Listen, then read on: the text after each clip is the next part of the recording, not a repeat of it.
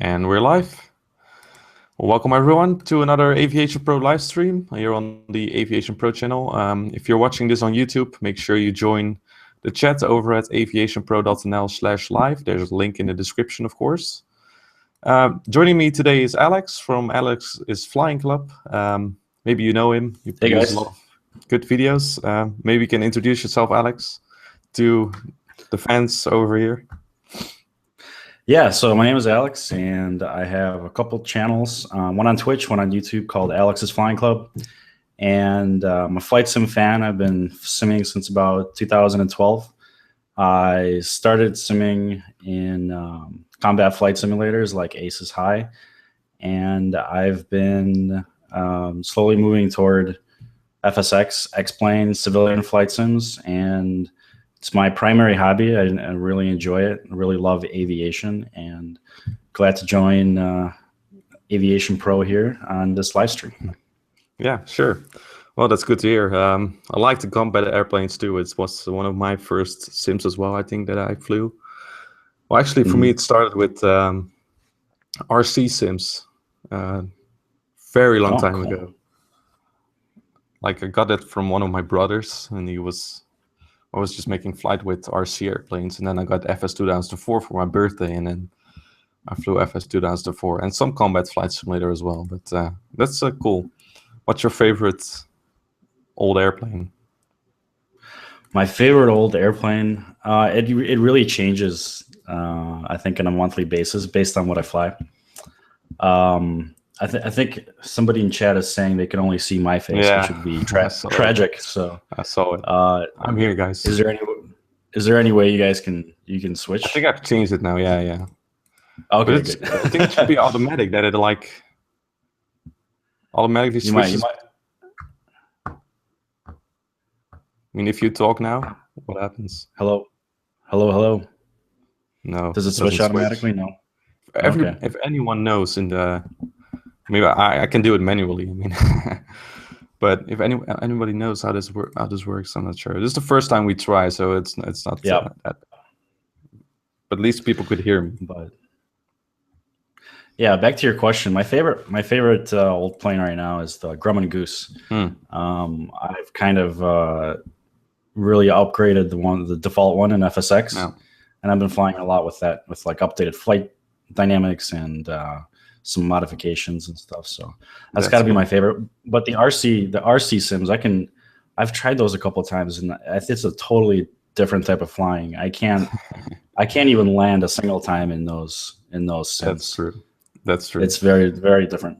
Yeah, it's a lot different. I know I probably used some kind of keyboard. Didn't have a joystick back then, but yeah, it was kind of the first first time I got to taste World of Flight simulators, and it then started with FS 2004, and I flew with the keyboard on that one as well for a long time. And then at some point I purchased the joystick, and then it of course went a lot quicker, and then installing add-ons, it goes very quick. And then all right. We got some more people in the chat room right now. If you are watching this on YouTube again, make sure you join the chat over at aviationpro.nl/live so you can post your questions there. And let's see if there are any questions already. I think there was one. Are you flying today? By Anonymous 8937. Yes, I flew today, actually. I'm not going to fly now again today, I think, because of course we're doing this live stream, but I flew from Bratislava to Stuttgart, and I made a video of that on how to organize charts. So if you're interested, you may want to watch that. I don't know, Alex, how do you usually work with charts? I usually pull up SkyVector if I'm flying in the United States, and even other parts of the world. And all the U.S. charts are on skyvector.com. If you look at a map and you right-click on an airport, and then click on that airport when the menu comes up, you can get all the details, all the frequencies, the nav aids, and all the charts right then there on one page. It's really convenient. But if I'm flying in Europe, I usually tend to go to the VATSIM page for that particular region of Europe. Yeah. I don't know how you do it when you're flying in Europe. Yeah, is that the same way you get? Yep. I usually for Europe just go to the VAC website, like from the Dutch VAC. You just go to the website, and usually they have a link to charts or the AIP, the Aeronautical Information Publications. I use SkyVector to get a visual representation of the high and low airways over Europe, and of course it also has some VFR charts of Europe. And the good thing about the US is that they actually have real VFR charts covered with everything. So, right. But in Europe it's only like a very schematic overview. But I didn't know about that you could actually click on airports. I didn't know about that, but that works very well then. And yeah, I also use aircharts.org for my US airports. I don't know if you have seen that one. Sorry, I was reading chat. Say again. Aircharts.org. Aircharts.org. I haven't seen that one, I don't think. It's kind of like charts.aero, which was a website that basically was a database of all European charts, but it has closed down. But Aircharts kind of gives you an easy access to US charts, so that's quite convenient. Cool. But yeah, SkyVector is a great website, and yeah, I just usually download all the PDFs and then put them in Dropbox in different maps per airport and then per procedure, like arrival, departure, and things like that. Yeah, and that makes the flying a bit easier, of course. But I don't know, do you do mostly VFR or IFR flights? I think I preferred IFR when I was learning about airspace and aviation. Yeah. And I'm not a real world pilot, so I'm just purely a hobby, purely flight simming. Yeah. But more and more I've been getting into back into VFR. Of course, it started with VFR, then moved down to the instrument rules, and there's more rules, so it was kind of technical and interesting to learn about. Yeah. But right now, I enjoy more VFR flying and trying to figure out where I am based on the landmarks that I see in Flight Simulator. Yeah, that's a challenge. That's a challenge, of course. You need a good scenery, of course. I'm not sure what you're using. I have, as my base, I have the Orbex Global base, so that it kind of makes it a little nicer and a little easier to work with. But I do a lot of flying in California. Cool. That's where I'm currently living right now. A lot of sim flying in California. Cool. And I have this really great freeware scenery called Blue Sky Scenery. That it's a bit of a pain in the butt to download, but once you get all the tiles, it's probably the best scenery that I've seen, regional scenery that I've seen in Flight Sim. Nice. Well, keep that one in mind if anybody else wants to fly VFR in the US. All right. I think there are some questions coming in already, didn't you? Yep. Right. Let's see. So, go ahead. Go ahead. You go ahead. Fly with Gemini. Thanks. Fly with Gemini has been saying that he's watched my videos for a while, so thank you for that. I do appreciate it, and I'm glad that you got started in FSX Steam Edition and that you're flying the NGX. That's one of my favorite aircraft, so that's very cool, man. Yeah, the NGX, yeah, cool. Let's take a look. There's a question for you from Ali. Did you have any IVAO blocks? I'm not sure what he means with that. Do you know what he means with that? Do you mean like IVAO aircraft mapping or like IVAO aircraft? But if so, then I haven't downloaded any of the IVAO aircraft. I know there's been kind of like an issue lately with flight sim streamers using IVAO. Yeah, running into some copyright issues. I don't know the details, but I think that made me glad that I wasn't using the whatever Iveo package that was under question. Yeah, exactly. Yeah, there were some YouTubers that use those packages to get good traffic around them, but apparently some guy at Ivao didn't like that. And but I think they rejected the claim, and Okay, it was not worth it anything. So those flight simmers are good in good standing again on YouTube, which of course awesome. good. I mean, it's kind of silly if you think about it. You know that you're gonna brag about seeing traffic airplanes and then put your copyright on it. It's kind of a shame. Right. All right. Okay, we got some more people joining in. We have a question from Captain Rope. Can you sometime do Airbus VATSIM flights? Well, I'm not an Airbus man personally. I think you all know that. I don't know about you, Alex. Do you like flying Airbuses, or have you ever tried flying an Airbus? I have. I started off actually one of the first planes I flew in FS 2004 was Project Airbus, I think it was called, and it was just like a 2D panel.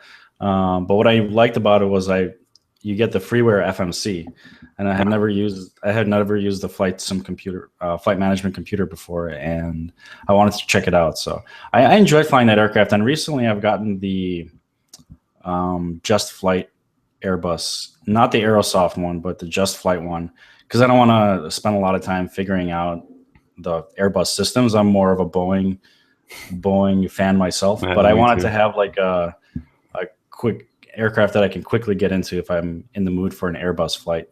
Like sometimes I fly Airbus in the real world, and I want to try flying that in the sims. So I'll just jump into that light version of the Airbus. Yeah. I can imagine. I mean, if you flew that airplane in the real world, then you're kind of eager to try it out, of course, in flight sim. But I personally have never flown in an Airbus before. I've flown in, a lot of Boeings and Embraer, but I've an MD-11 as well, a long time ago, 1999. Cool. Wow. Don't remember a lot.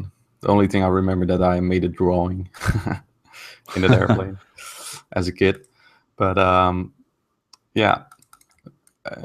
me too. I'm just kind of a Boeing man. You know, it's a different philosophy. You know, Boeing, you can just kick off the autopilot and fly the plane by yourself, and you know, I like the looks of the cockpit better too. I'm not sure if you agree with me on that. But I do. Yeah, it's just it looks classic. Yeah. I mean, there are modern systems in there, but it still looks classic. I mean, even the Boeing 737 next generation, what's it called? You know, the 737-8 series, for example, the new ones. Yep. And NG. Yeah. Oh, you mean the Max or the Max? NG? That's one. That was what I'm looking for. I mean, they have some updates like the big screens and you know the new fuel control switches, but still, the overhead panel is still the same. You know. Yep. Some people don't like it, but I actually like that. I mean, it's nice and classic feel to it. Yeah, it's fascinating how it's remained almost the same since the 60s, 70s. I've heard it was because of airlines not wanting to retrain their pilots in like a different layout. Like especially airlines that fly 737 exclusively, like Southwest. Yeah. So I've heard that's why they haven't changed the cockpit style of the 737, but I can't confirm that that's 100% the case. Well, it kind of makes sense, you know. I mean, that's where airlines also try to buy a lot of the same aircraft type, like KLM Cityhopper is now ditching all the Fokker aircraft and now only flying Embraers, which of course make it more efficient and easier to train the pilots. And of course, I think a lot of airlines going to buy the 737 MAX. I think like Ryanair and I think Southwest as well. I'm not sure about that, but I bet they will. Yeah. It makes it easier to transfer, of course, and it's a good-looking airplane. I like the winglets as well. That's one of the fancy parts, of course. And some of the NGs right now already have those split skimitar winglets, but Okay. Let's see. Let's go back to the chat room. There are now 16 people. Welcome everybody to the chat room over at aviationpro.nl/live. If you are not there yet, make sure you join in and post your questions. We're going to answer them for you. There's a link in the description if you're watching this on YouTube. Okay, we've got another question from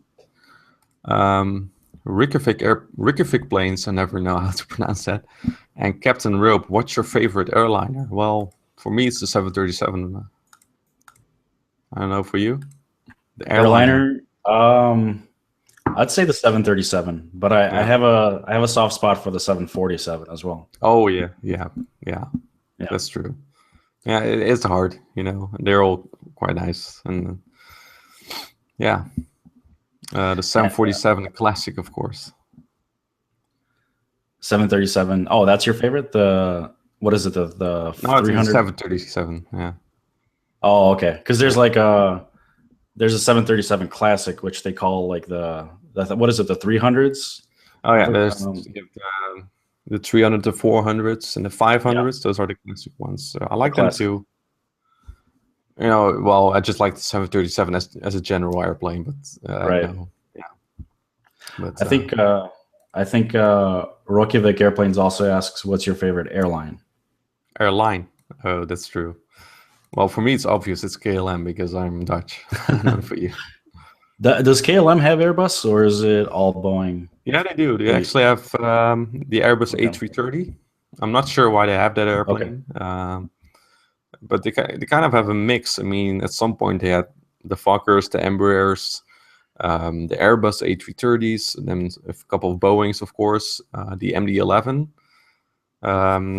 Quite a mixed set of airplanes. But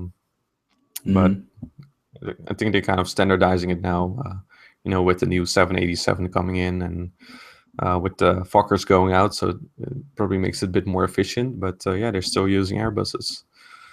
And your favorite airline? I like United Airlines because I grew up in Chicago and they're headquartered in Chicago currently. Yeah. And of course, I think they're the biggest airline in the world right now.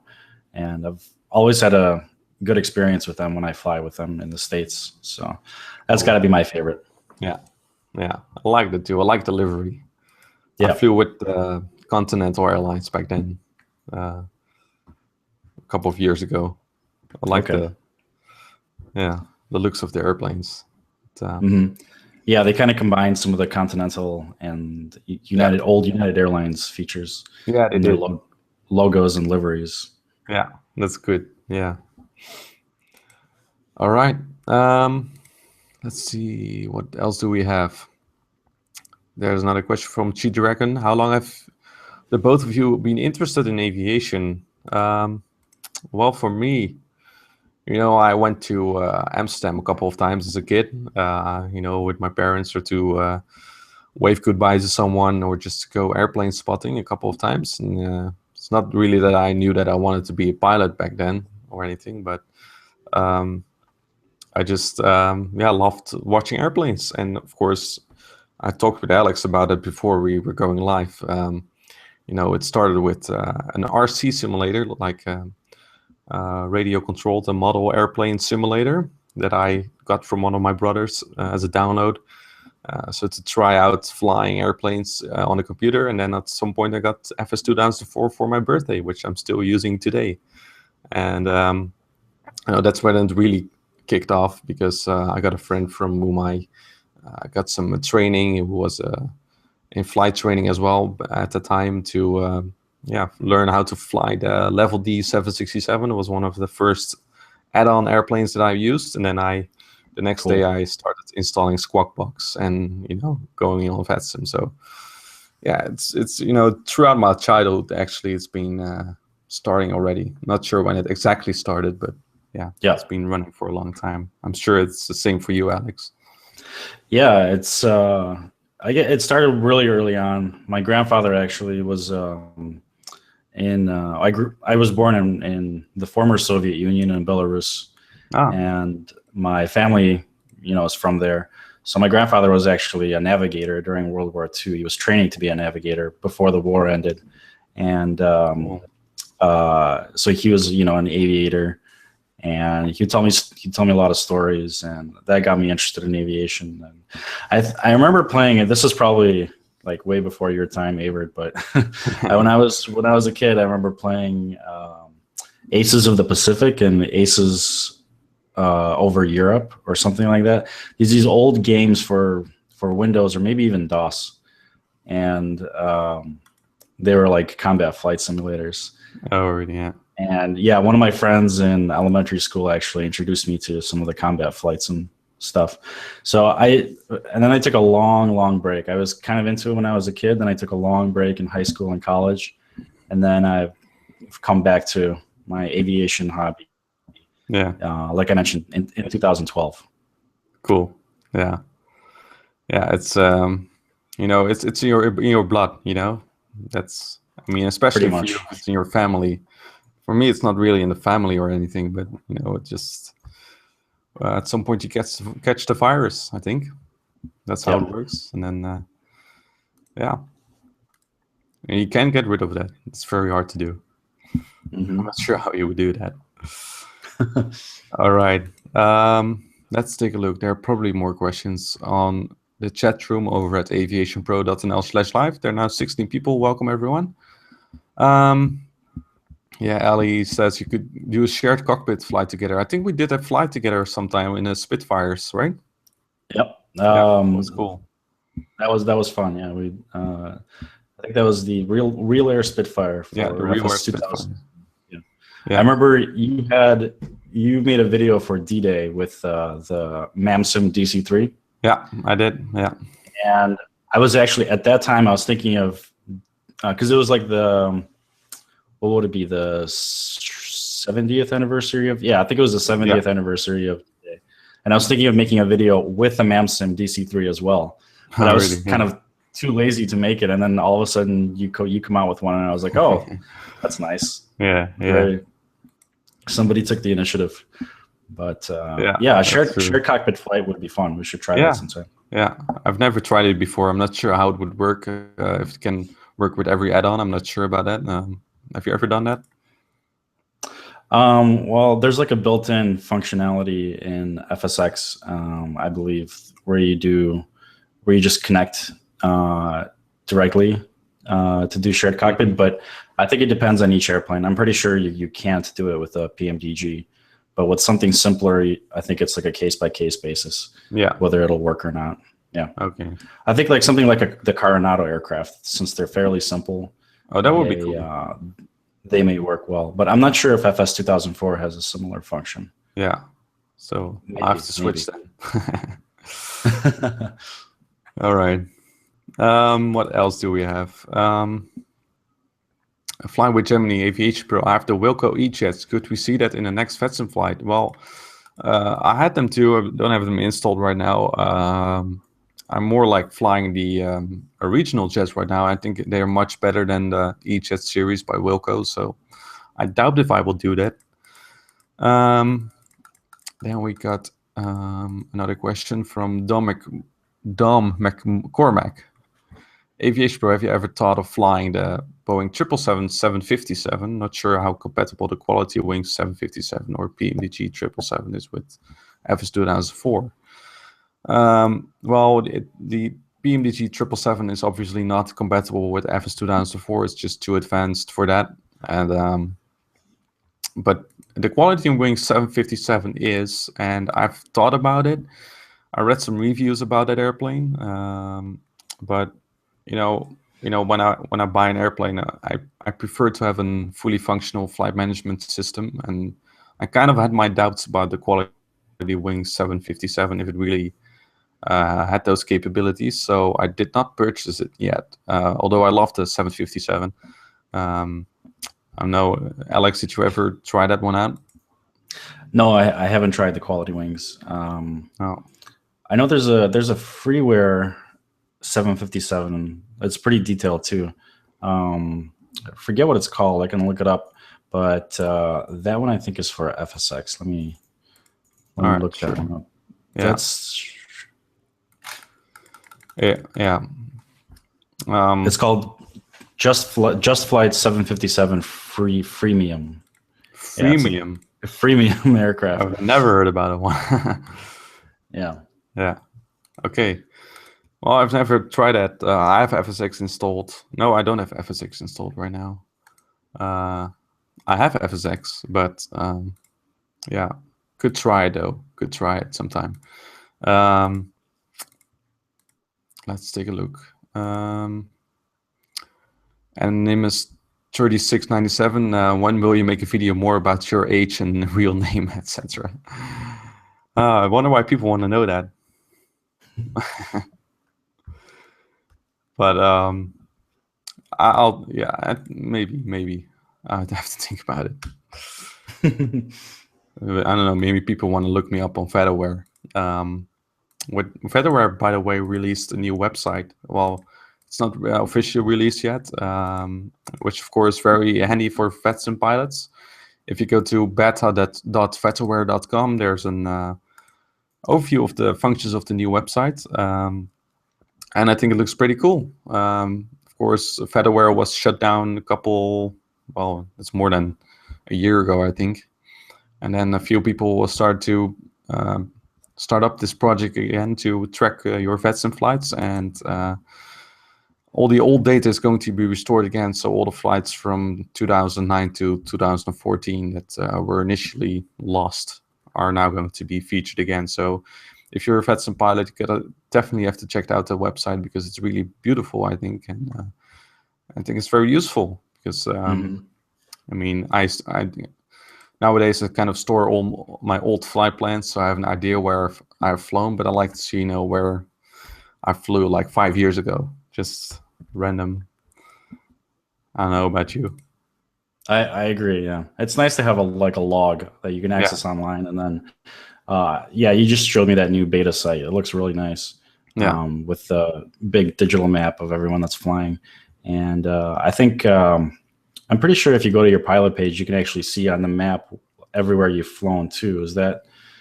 Am I remembering that correctly on VATSIM? Yeah, that's correct. It was already possible on the the first version that they released, which was still a bit of a dodgy map, but now it looks a lot better with thin lines and like airport icons, and then there's a list of all the flights. And there's a nice image of a little pilot down there, and you can click on your one of the flights you recently made. And the flight page also, when the page is loading, they have like it says like squawking VFR and contacting radar, those kind of terms. Oh, that's funny. Loading, so that's kind of cool. And the flight plan page now they also have all the waypoints. They inserted so you can see what your filed route was supposed to be, and then there's your own route that you actually flew is as an overlay over that with colors coding for the altitude you've flown. There are nice diagrams with speed and altitude, which is always useful. So I can see, okay, my last flight from Bratislava to Stuttgart today was flying at 34,000 feet and a pretty smooth descent. So that's of course always nice to see. And it looks pretty good to me. So yeah, it's I'm looking at it now. I like what they did with the colors and like the fonts and stuff. It looks like a really classy site. Yeah, it looks a lot better. Yeah. I'm sure it's of a lot of use for the VATSIM community. Okay, let's take a look. Are you a VATSIM controller also? Yes, I am, but not an active one. I'm qualified to be ground controller at Amsterdam, but when I have time for this hobby, I prefer to spend it on Flight Simulator, instead of controlling. So I'm not sure you, Alex, if you have any air traffic control rating. I don't have one. It's interesting. It's interesting how they, all the procedures and how they work the traffic, but I've never had an inclination to go out and get my rating or anything. I think I agree with you. I prefer to be on the flying end of aviation. Yeah, me too. especially when you're like a delivery controller and then a ground controller. All you can do is basically look at the radar, and then instead of looking outside. So it's kind of, at some point it gets a bit boring, especially when you're online on an evening when there's no traffic. You're just sitting there for 2 hours because you've booked 2 hours.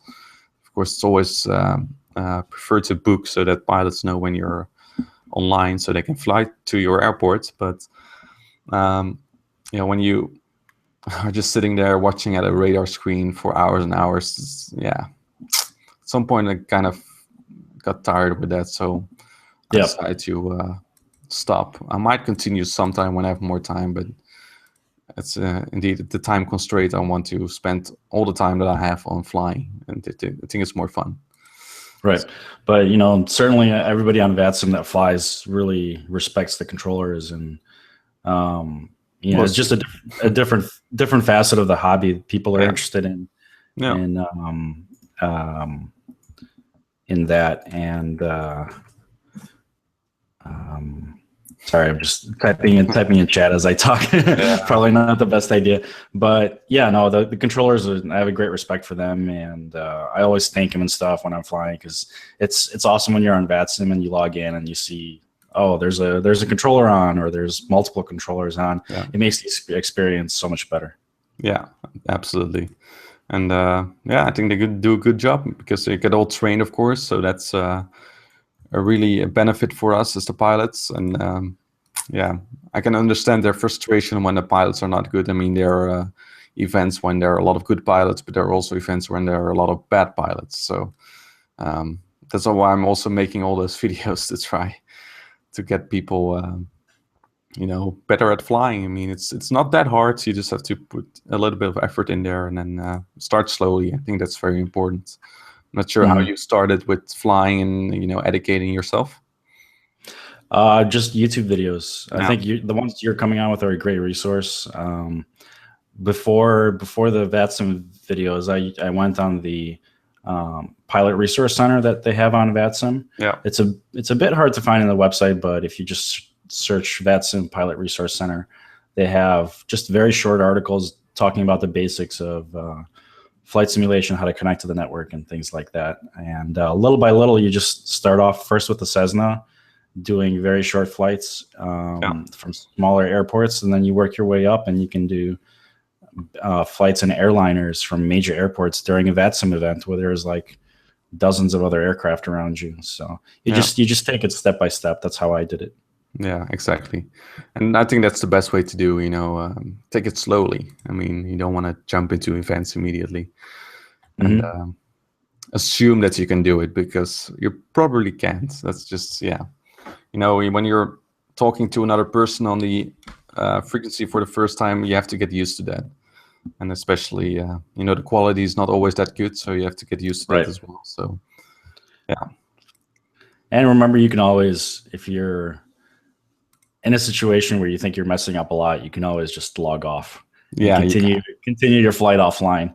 I've definitely done that. I think that's better at some point than to continue, right? Yeah, true.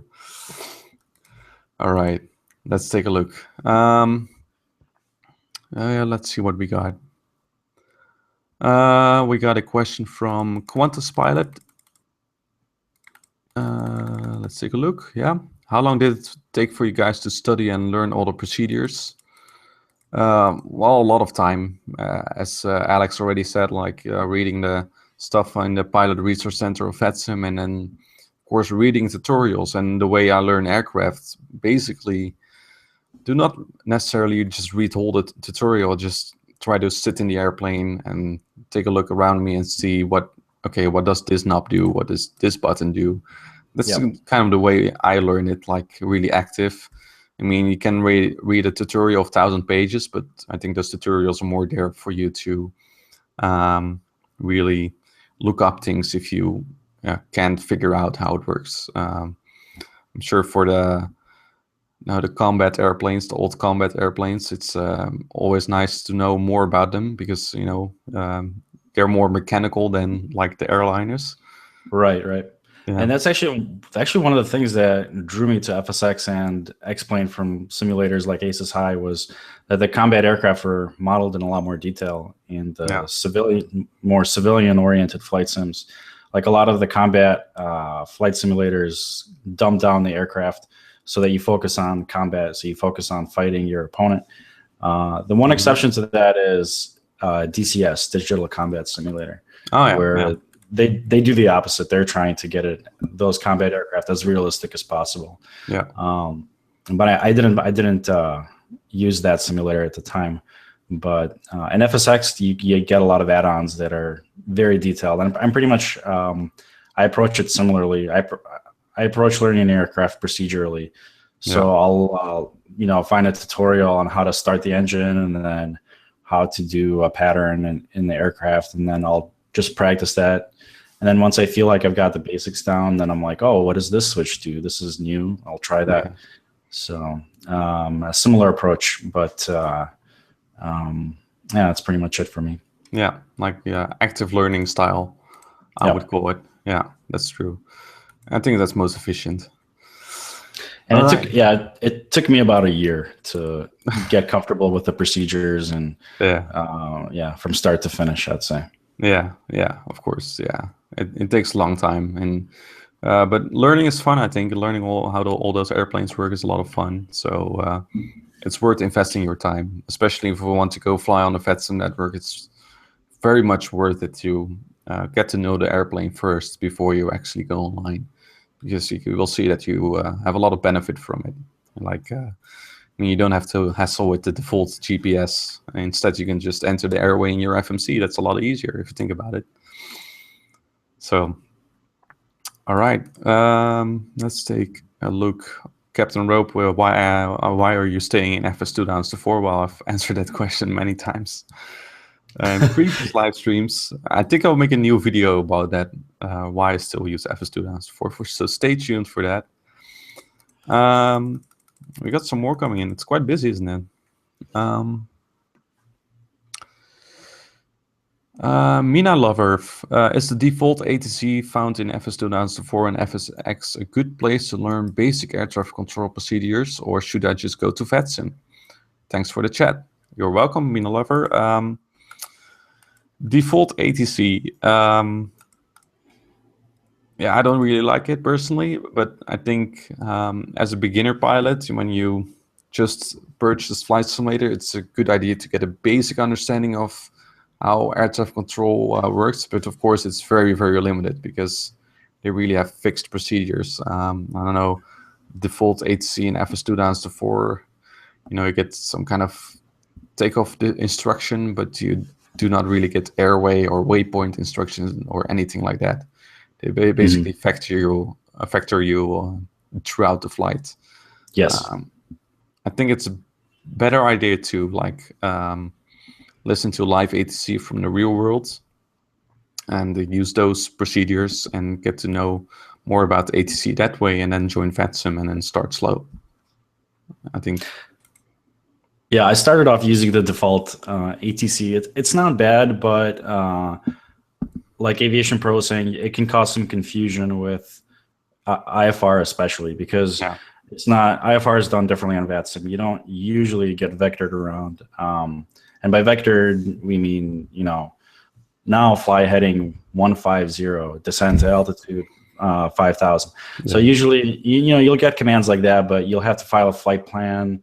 You'll have to join various airways and continue on various airways. So it can be a little bit misleading, the default ATC. But for VFR, it's pretty good. It's pretty good. And just generally the way that, it helped me understand like the back and forth and the general lexicon of getting a clearance and VFR flying. And it was a decent enough introduction to ATC. Yeah, I think I agree with that. And again, you have to build up. You can start with that, and then, at some point it's time to go try VATSIM, for example, and then just watch the videos on YouTube and listen to the live ATC. That helps a lot to get used to how air traffic controllers communicate with pilots. It's very quick, a lot quicker than the default A to C, the pace at which they talk, but at some point you get used to it, and you just have to try at some point. That's the deal.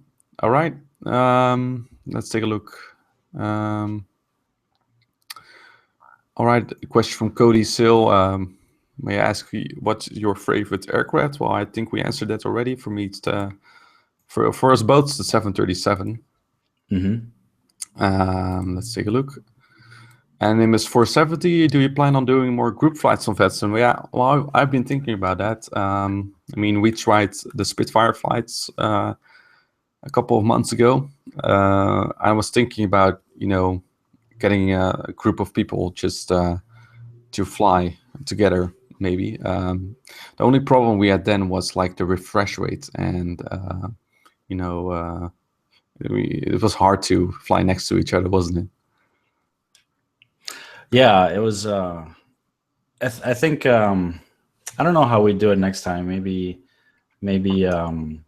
like a direct connection. Because if you do a direct connection, then it's a lot easier. The refresh rate's better, and you can actually see the aircraft, the real aircraft that the person's flying, rather than like an approximated aircraft model. Yeah, that's true. Only drawback then is that you don't have any A to C probably, but yeah. Yeah. If we would just do it for the flying, it would be a lot of fun. Just have to find out how that works, because I usually don't use the default multiplayer function of FS2004. I'm not sure if you've ever tried that in FSX.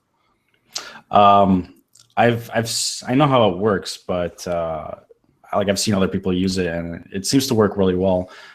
You get a fast connection, and but I haven't tried it myself. Okay. Well, I guess we'll figure out Anonymous 470. But when it's time to do so, I'll of course let you know on my Facebook and Twitter account.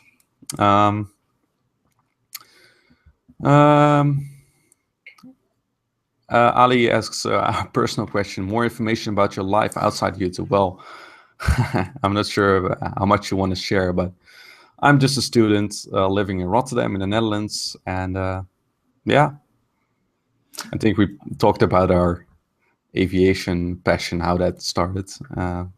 What about you? Yeah, I'm currently living in California, in Los Angeles, and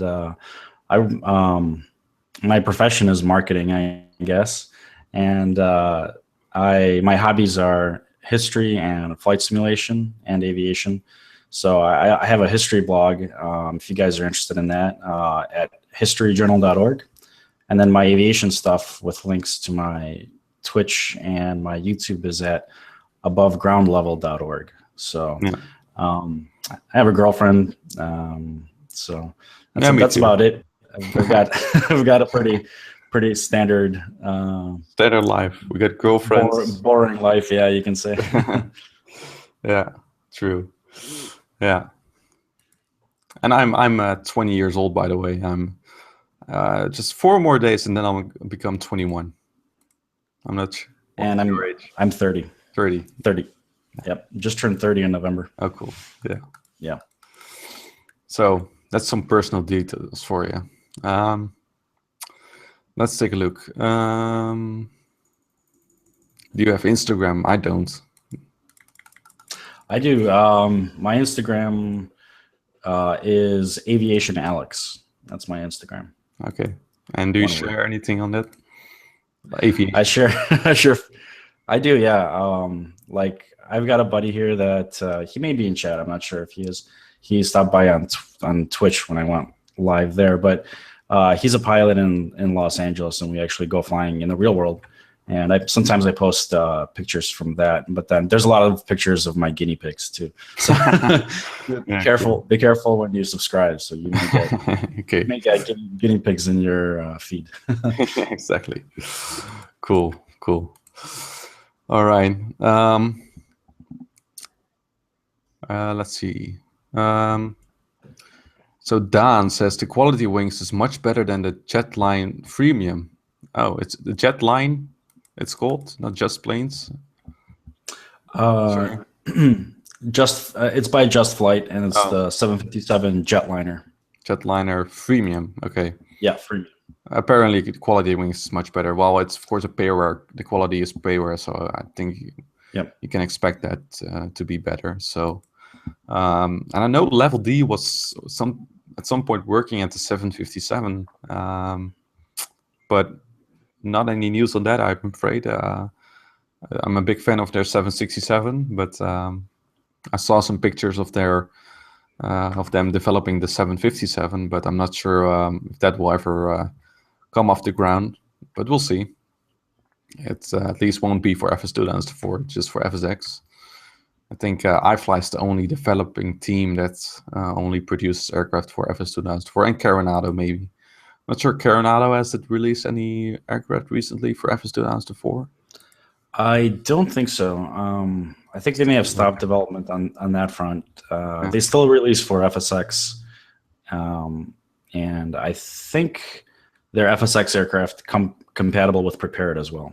Yeah, that's true. I really like the company.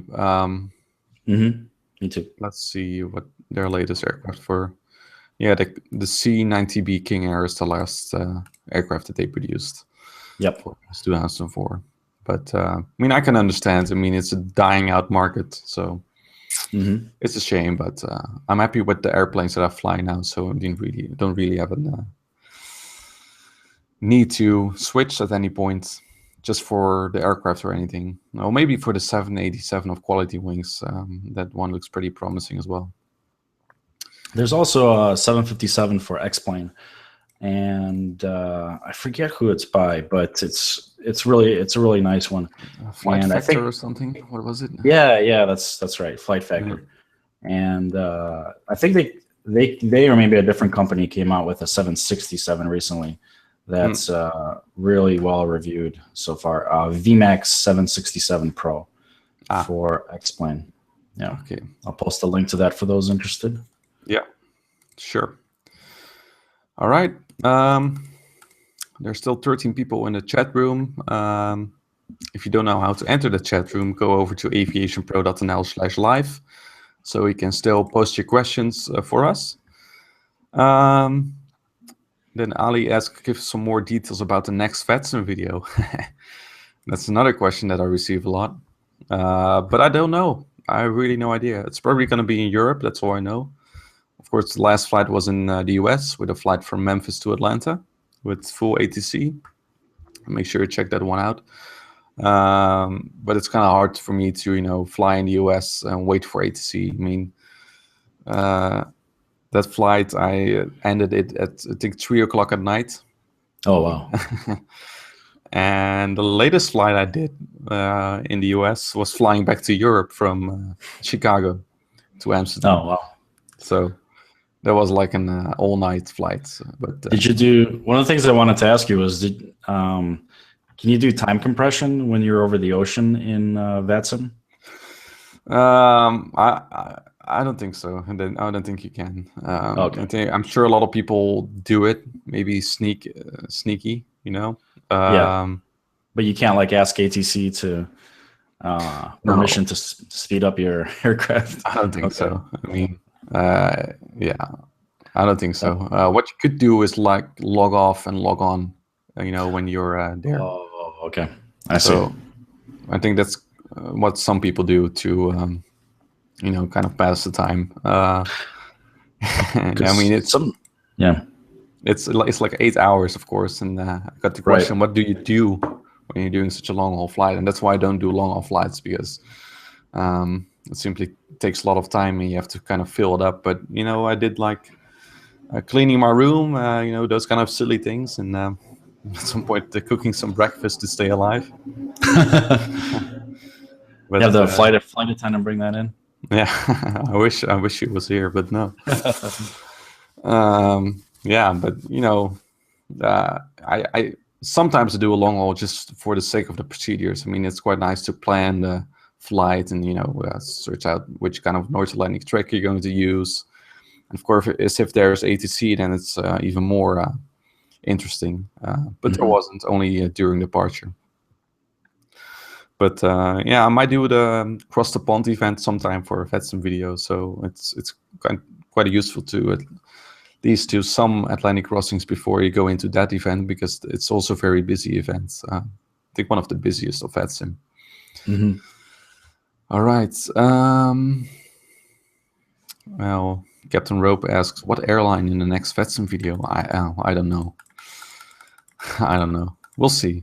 I keep you updated. And a question for you, Alex. Do you speak Russian? I do, yes. My Russian isn't that great, but I did grow up speaking Russian. Я немножко говорю по-русски, да.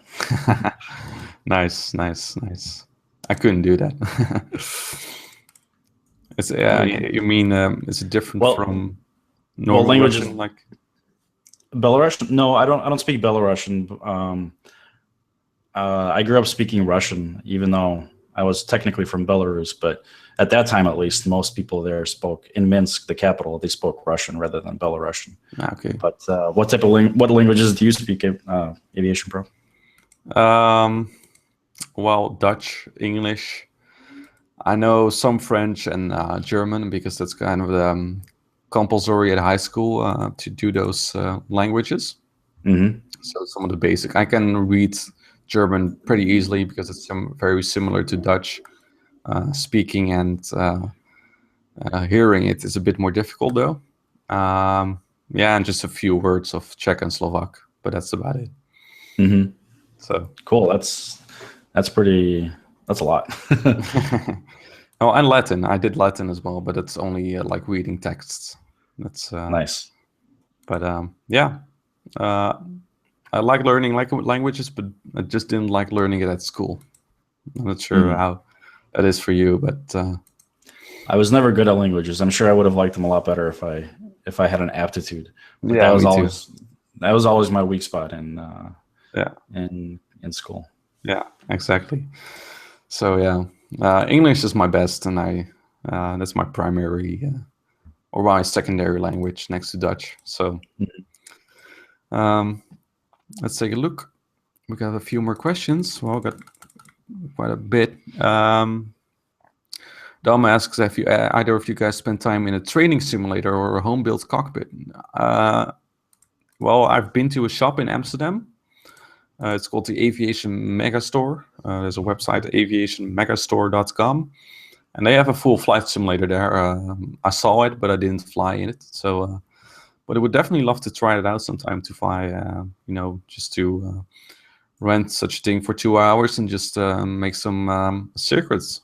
It would be cool. I'm not sure about you, Alex, if you ever been in such I always have an aspiration to build a home cockpit. Yeah.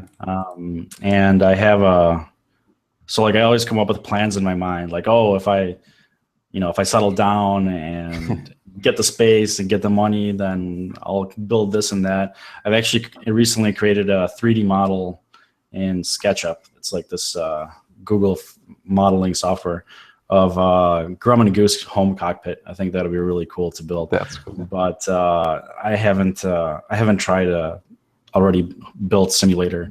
I don't know. Maybe there's a place in Los Angeles that has like a 737 simulator. I should probably look that up, but I've never been in one. It would be really cool though. I like home built cockpit build logs and videos. I watch those all the time on YouTube. Yeah. Of course, the question is, does your girlfriend like it as well? No, definitely not.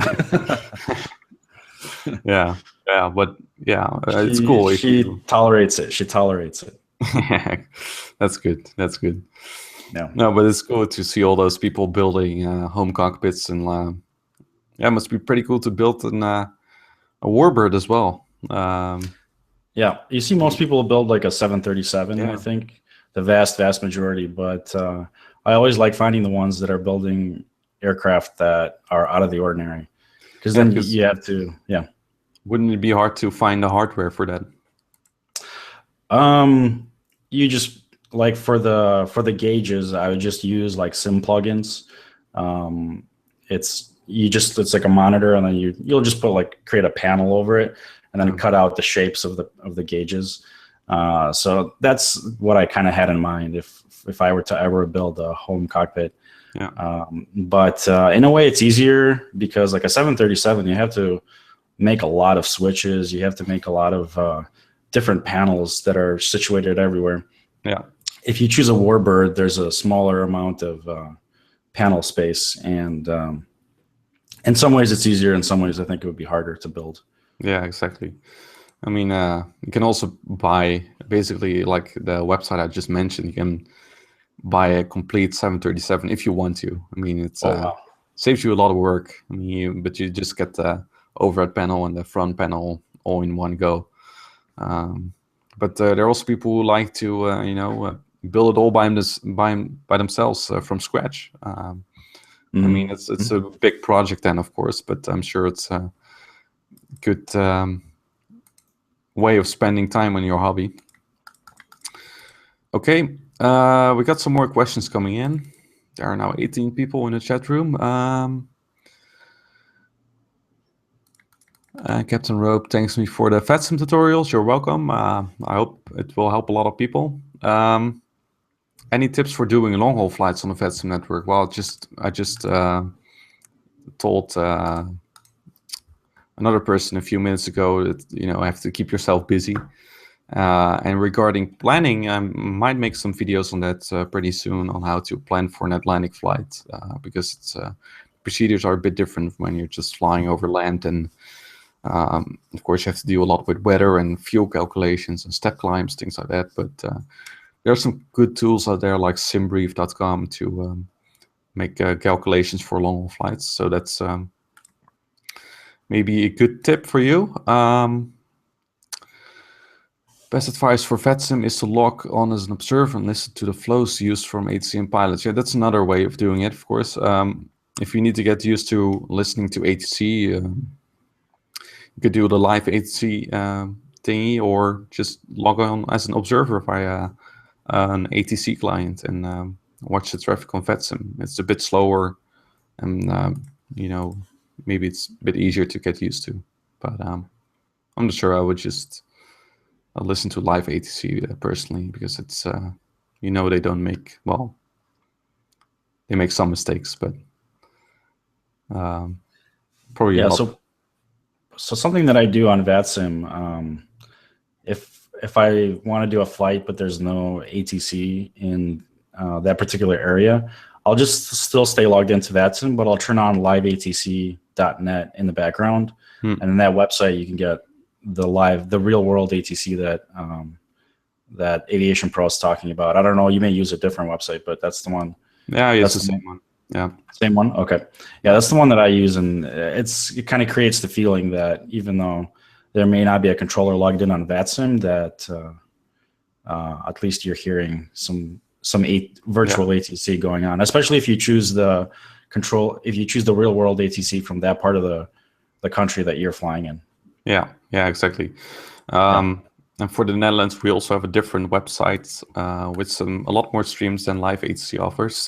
It's called atcbox.com, and it provides a lot of streams from Dutch airports and basically all the frequencies of Amsterdam. So that's pretty cool. I think LiveATC only gives a few frequencies of Amsterdam, but they're especially good at covering US airports. Let's take a look. Another question for you, Alex. Did you ever fly with a modern jet fighter on VATSIM? Well, I think that for both of us, question for both of us, I think. But I don't know if I've done it recently, but I like the F-18. I think there's a update to the default F-18 by FSX Blue Angels. There's like a little outfit that does virtual air shows, and some of the guys there created like an upgrade patch to the F-18. So that one I think is really cool. And there's a F-14 by Dino Cataneo, who is a freeware developer, and that one is really nice. Let me post a few links here, but those are my favorite, at least freeware jet fighters on FSX, but I haven't taken them on VATSIM. I do take like older warbirds on VATSIM, but if I were to take some of the newer fighters, those are the ones I'd take. What about you? Yeah, no, I don't. I've flown, with FSX some of those jets, but I don't take them out on VATSIM. Also, the thing is, you have to use special procedures for that to fly fighter jets. I'm not sure how it works in the US, but here in the Netherlands, you have special routes and special procedures, and also some difference in communication. So we also have the Dutch VAC has a separate division for the military aspect of it, so you can get training there. So you require separate training, and it's a bit of a different world. So I'm not really getting into it, but the only fighter jets I fly, probably Battlefield 3 or something. Sometimes do that, but no, not on VATSIM. All right. Do you guys? Oh wait, Fly with Gemini asks, did you get Rex soft clouds? Yes, I did for FS9. I posted some pictures on my Facebook page of soft clouds. It looks pretty cool. Cheat Dragon asks, do you guys play any other simulation games? Well, it depends what you qualify as simulation game. Maybe like Truck Simulator. I've never tried such thing, but for me it's only Flight Simulator. I'm not sure about you. I do like other simulations. Probably my second favorite are submarine simulations. The Silent Hunter series, especially Silent Hunter 4. That series takes place in World War II. It simulates submarine warfare, and that's probably my second favorite next to flight sims. But I've tried racing simulations like iRacing. I've tried Euro Truck Simulator, and I even tried boat simulator. What is it called? It's either called Ship Simulator. Yeah, Ship Simulator. But those ones didn't really stick with me. For me, I kind of switched between mainly flight sims and then Silent Hunter I enjoy as well. Cool. I've never heard about one, the submarine simulators, but it sounds interesting. Yeah, it's really fun. Yeah, it's a really old franchise. They've been around for a long time. So they're up to Silent Hunter 5, and then they came out with like a more gamey type app called Silent Hunter Online. But cool. Yeah, it's a nice franchise. I really like it. Cool. All right. We got a lot of questions coming in, don't we? I think we need to hurry up. Sure thing. Let's take a look. All right. Dom says the jar design A330 for XPlane looks really good. I'm not sure. I've never seen that one. I've seen it, but I haven't tried it myself. No. But it does look good. Yeah. Cool. A350. I'm not sure if anybody's designing an A350. I'm really kind of less informed about the Airbus add-ons rather than the Boeings. Yeah. Yeah, me too. I've not heard of it, but the competitor 787 is being developed by Quality Wings, so kind of looking forward to that release. What else do we have? Fly to Birmingham or Manchester. Yes. Well, a lot of people ask me what the next destination is going to be and give me tips regarding that, but it really depends on the A to C availability, of course, at that time. I usually plan my VATSIM full flights on events, so I can't really answer that for you. I'm sorry. Let's take a look.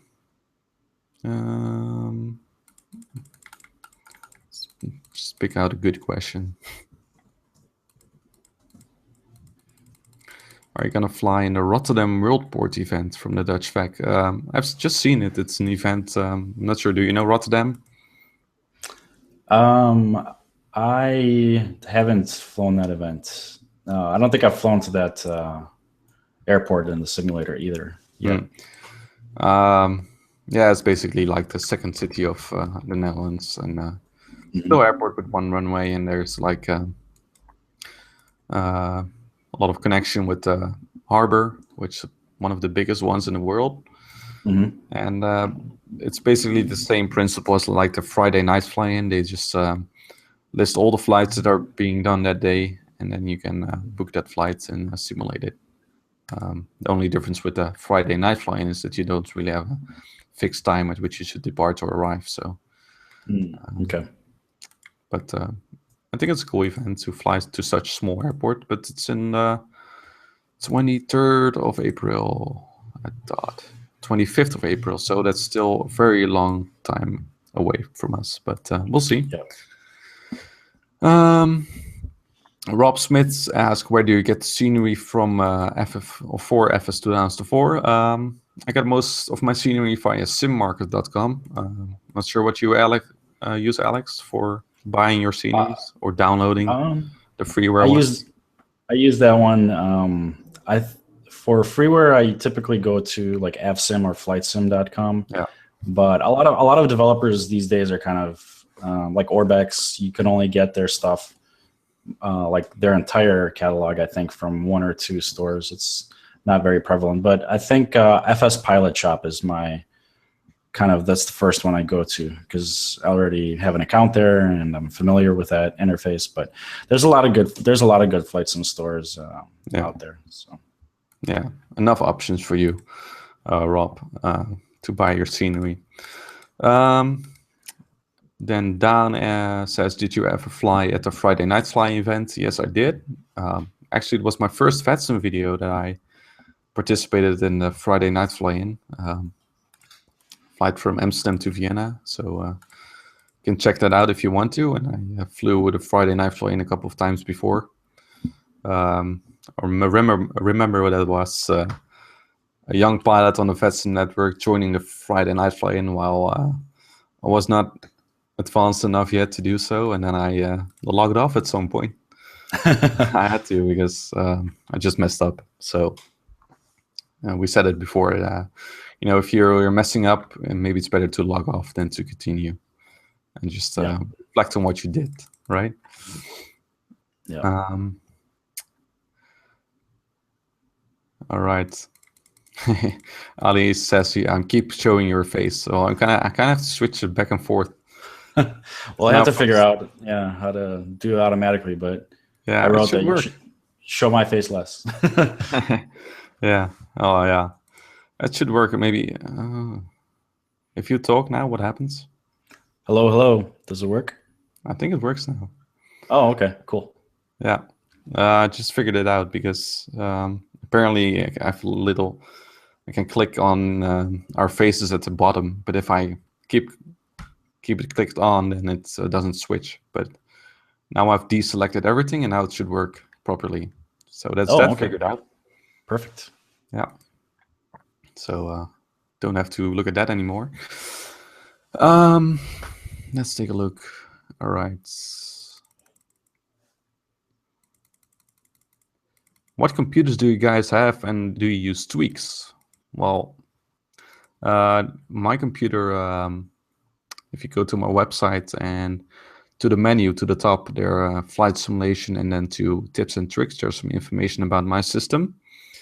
I'm using the Intel i7-2600 and the NVIDIA GTX 460. So quite a good system to run Flight Simulator on. I'm not sure what you use, Alex. I'm actually running mine on a laptop. I've got a Lenovo laptop that's about 2 or 3 years old, and it runs okay. I have to actually go to my Twitch channel page to look up what components it has because I forget. But I've got an Intel Core i7, NVIDIA GeForce GT 650M video card, and 16 gigabytes of memory. So that's pretty good. That's all on a laptop, and I can't run everything maxed out. I have to compromise on the settings. But once I tweak it, I can run most things, including something like an NGX with a nice airport. I can run that okay. Oh, that's pretty good. Yeah. Yeah. Yeah, me too. Of course, I'm using FS 2004, so that's a bit easier to run. I can just basically run it at 60 frames per second, and then when there are a lot of clouds and in heavy scenery, I get about 30 frames per second. and I've tweaked a lot in the configuration file, of course. Like the ground textures, how they display, and and all the other settings are mostly at max, I think, except for the autogen. I mean, that kind of eats away frame rates. It's funny. I was just thinking about this one friend that I have on Twitch that helped me a lot with my settings, and he just came into the chat. So shout out to NS Adonis. He helped me set up a lot of my settings for FSX, and using like the NVIDIA software to, maximize performance from the video card. And so he helped me out a lot with that. And it's flight simulation is all about compromise on settings if you have a mid-range machine. That's true. You have to compromise. I think it will take a few years before we can really run prepared at 60 frames per second. I'm not sure when it will happen, but the benefit from FS 2004 is kind of that you can run pretty much everything on max. But for FSX and prepared, you just have to cut down. I mean, if you're using a very detailed aircraft, you don't want to have the scenery all maxed out. It's just gonna eat too much frames. Indeed. All right. Anonymous 3293. Do all Dutch people speak English? Well, most people speak English in the Netherlands. I think expect for the very old generation. I think pretty much everyone speaks English because we get English teaching already at primary school, so it starts really early, and then at high school, of course. So yeah, so traveling here is pretty easy too. Because, there are enough people who can speak English. Let's take a look.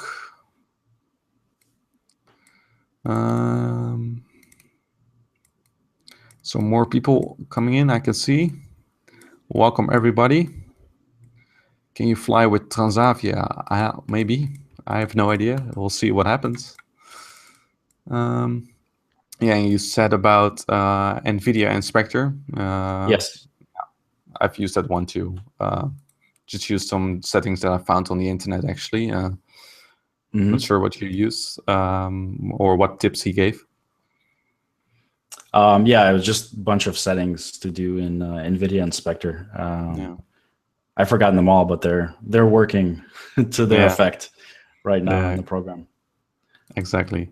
It's important to do so because the default settings do not always do the job very well. And then with NVIDIA Inspector, you can really configure everything. And then if you want to, you can also overclock your video card with that one. But I've never tried that. I haven't either. No, just don't want to risk that. All right. Well, I kind of reached the end of the chat right now. There's a couple more questions. I mean, if you have any questions left, make sure you post them now. I think we'll continue till 2030 Zulu. Okay. Well, something like that, unless there are no questions coming in anymore. So I think Anonymous asks, can you fly to or from Stockholm, Arlanda, ATC online every Thursday? Have you ever flown that event? No, I've never flown to Stockholm before on the VATSIM network. Nope. Flew to Copenhagen, Helsinki, and no, I've never flown to Oslo, but neither to Stockholm. Did you? I think I did a Stockholm flight recently, somewhere in like Scandinavia, somewhere in Sweden. But it would be an interesting region to explore, especially with Orbex coming out with Norway scenery. And I don't know if there's any like scenery for the Swedish like regional areas, but it would be. I think it would be very beautiful if they did have some scenery for flight sim. Yeah, it's a beautiful area. I've been to Norway in the real world, and it's a fantastic country. I'm sure it must be great to be a pilot there and fly over those areas. I know Orbex does a good job at recreating all the landscapes and airports. So it's a shame that I can't use that in FS 2004. But Who knows? Of course, there are a lot of events. I know Thursday night is also Czech Online Day, and there are some facts which have online days or evenings. So it really depends on my own schedule and when those events take place. So I can't promise anything, but I might fly to Stockholm sometime. We'll see. Okay. Sam says there's some interesting stuff going on with Aerosoft today. I keep an eye on the threads. I'm not sure what he mentions there. Maybe some new add-ons. Is it something with CRJ? Because they've been hinting at that for a long time. There was even a countdown at one point that it was going to get released in like 20, 19, 18 days, but then the countdown stopped. They had to fix some more bugs, but really? Maybe that's what is going on over there. I'll have to check it out.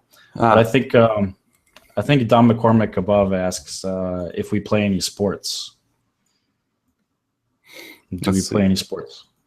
Did I see this question? No, I didn't. Currently, I don't really. I do a lot of, well, not official like sports club or something. I'm just biking around a lot. Sometimes I just go out on a bike and but do you?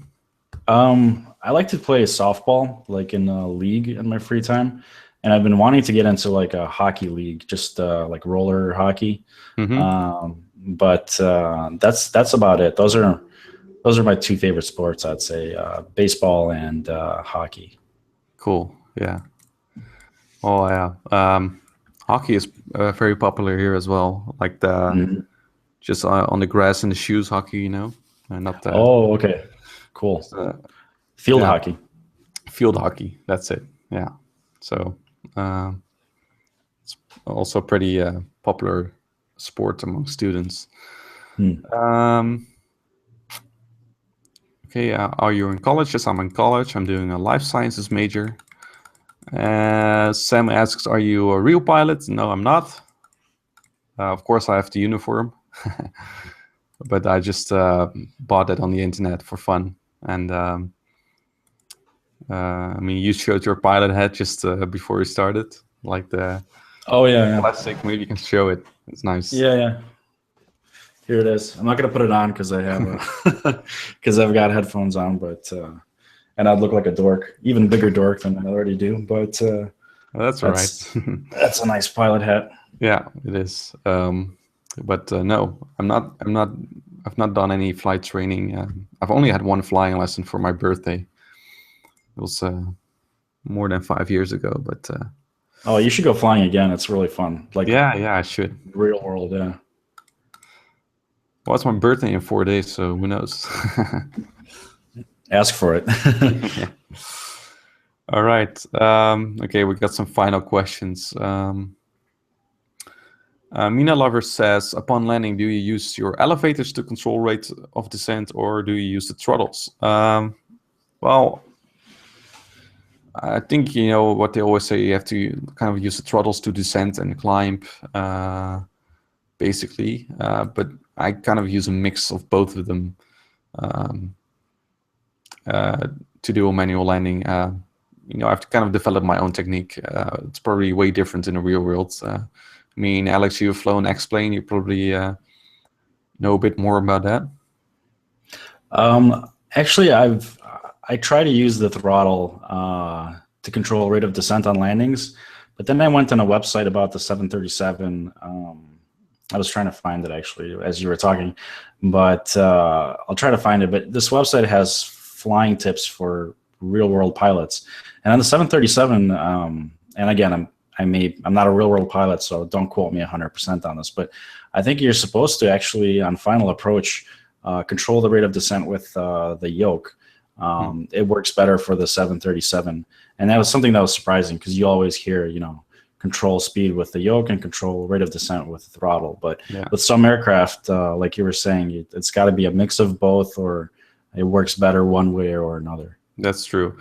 Yeah. It kind of seems odd that you have to control the rate of descent with your throttles and then the speed with the elevator. Yep. I'm sure it's a bit weird for people, but Yep.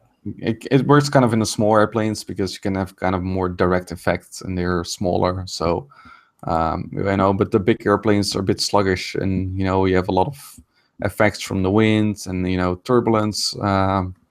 So I really have to use a mix. I mean, if you see videos on YouTube, you just also see the pilots moving their yoke around a lot during the landing. I mean, they do that for a reason, probably. And yeah, Yep. Basically my technique is not to use the throttle too much, kind of leave it at a static position, not move it too much back and forth, because first of all, it's probably not very good for the engines. Not that that really matters in flight simulator, but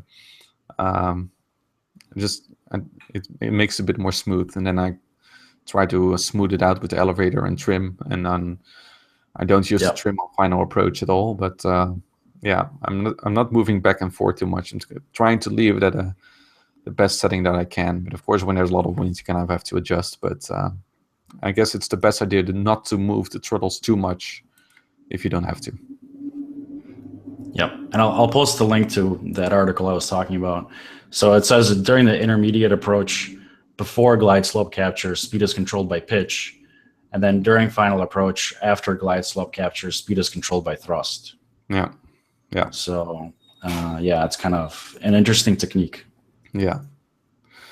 But again, I mean, we're not real world pilots, so it's hard to tell and to describe. But is your chat still open? Because I'm seeing that there's. Yeah. Oh, there we go. Disconnected for a second. It came back again. But yeah. There we go. Yeah, it's working now. Yeah. So yeah, maybe we can ask a real pilot sometime how they do that. And again, it probably differs per aircraft type. So. Yep. But yeah, that's the best answer I can give. And I might make a video on how to do a manual landing, on how I use my technique. Kind of the best way to learn that, I think, is to first of all learn how to fly your airplane at slow speed. So I mean, it of course responds very differently when you're flying at low speed compared when flying at higher altitudes and higher speeds. So that's something to get used to. And then yeah, I might make a video on that, so stay tuned for that. Let's take a look. Ali asks, how did you guys met each other? Well, I don't know. It was probably you were just watching one of my videos, I guess. Yep. I contacted AviationPro if he wanted to do a flight, and we did that flight in the Spitfires, and we both listened to the same podcast, the Airline Pilot Guy podcast, which is a very good one. And yeah, so then I was just in the chat, and yeah, I think you were asking last time whether somebody wants to come on one of your streams, and we set it up, and yeah, so we pretty much just met online. Yeah. Like I meet a lot of aviation buffs. Yeah, that's how it goes in the flight sim world, of course. Right. Yeah. It's kind of a small community, so you almost have to go online to find people around the world. Yeah, absolutely. Like the Dutch division of VATSIM, you meet those people as well online, but they have kind of those meeting events, so you can actually meet them in real life. I've never went to one, but I definitely want to do that sometime to meet some of those people in real life, because they're all real people, so it would be nice to see them sometime. But yeah, that's the way it works. And Dom says maybe the KLM cadet scheme in the future for you, AviationPro. Well, who knows? We'll see. I think finding a job in the aviation industry is a bit difficult still. It's getting better, but still difficult. So I'm not sure how that will go. We got a spammer, right? Go on. I think George wants us to go on VATSIM. Yeah, exactly. Just kidding. All right. Then we have one question from Dan. We're closing down in 6 minutes. So do you fly for virtual airlines or just flights from that airport? Oh, use Flight Radar 24 for that call sign. Yeah. I mostly, when I fly, use real world call signs. I'm not flying for any virtual airline. I just like to fly myself whenever I have time. And yeah, Flight Radar 24 is a useful app to look up real call signs. And if you really do the flight at the same time, it's of course fun to look if you're ahead or behind the real world flights. And Yep. I do that too sometimes. Yeah, I saw a picture sometime of a guy who really got it spot on. I think it was during the Friday night flying event. They took a screenshot of the VATSIM radar and then of the real world radar. That guy was just spot on. You know, that's kind of fun to see. Very cool. Yeah. All right. Okay, I'm not sure what all those last comments are. Okay, another question from Dom. What do you use to record your videos? I'm using Fraps. What about you? I used to use Fraps, but now I mostly use Twitch for streaming, and then I push the live streams, some of the highlights from the live streams to YouTube. So essentially, for Twitch, I use it's called Open Broadcaster Software, OBS. If you're interested in Twitch live streaming your flight sim videos, I'd really recommend looking into OBS. Okay, cool. And can you like record full HD as well? And that I'm not sure. I record mine at 720 pixels. I think you can record it in 1080 as well, but I haven't tried it. Okay. All right. So that's our recording software. I just prefer Fraps. It's easy to work with. Just press scroll lock and it records. It's a pretty good program. I think they stopped developing now, but it still works for Windows 7. I'm not planning to update to Windows 10 just for let all the flight simulator parts work. I'm not sure how they will respond to for Windows 10, so I'm just sticking with Windows 7. Well, we got a few more questions which we can answer, I think. Well, the ATC, we already answered that question. Have you ever attended any get-togethers with other flight simmers? Well, I haven't yet, but maybe you met some of those persons in real life. I have actually. My friend that is a real world pilot here in Los Angeles. I met him through flight sim through Twitch. So I think that's the only case where I've met other flight simmers. But again, it's the internet's kind of like the saving grace because it brings everybody together, and then you can have real world meetups. Yeah. But it's hard to find because people are all over the place. Here in the Netherlands, some people up in Canada, other parts of the world. So yeah, that's true.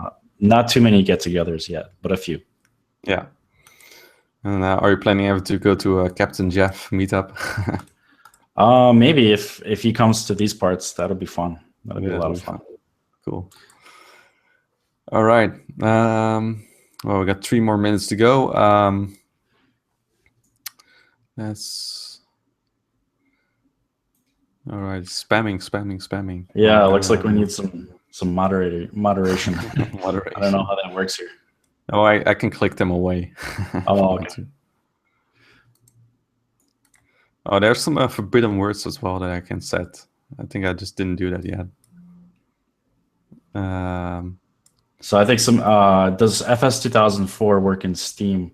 And I don't think it does. I think only FSX works on Steam, and Prepared as well. Prepared does not work on Steam as well, as far as I understand. Yeah, I think it's only FSX, FS 2004. It's just a separate program, and yeah, I'm not sure if they sell it these days anymore. FS 2004, but I've not tried FSX Steam or anything, but I've heard quite good stories. I'm not sure how they work with add-ons and if that really works fine and all, but yeah, I've heard a lot of good things, especially since they've been fixing some of their bugs. I personally, I have it, but I don't use FSX Steam. But the only reason being is because I already have so many add-ons installed in the regular FSX. I don't want to take the time to switch. But if I were recommending somebody who wanted to start out and do FSX, I'd definitely recommend start off with Steam. Yeah, Steam Edition, because it fixes some of the problems that FSX has by default. Yeah, true. All right. Well, I think we can call it quits for now. There are a few more things coming in, but I guess we're closing down the stream right now. Thanks everyone for joining in the chat room, and for posting your questions. It was a lot of fun again. And of course, thank you, Alex, for joining in as well. Thanks for having me. It was a lot of fun. Yeah, well, probably maybe we can do this again next time.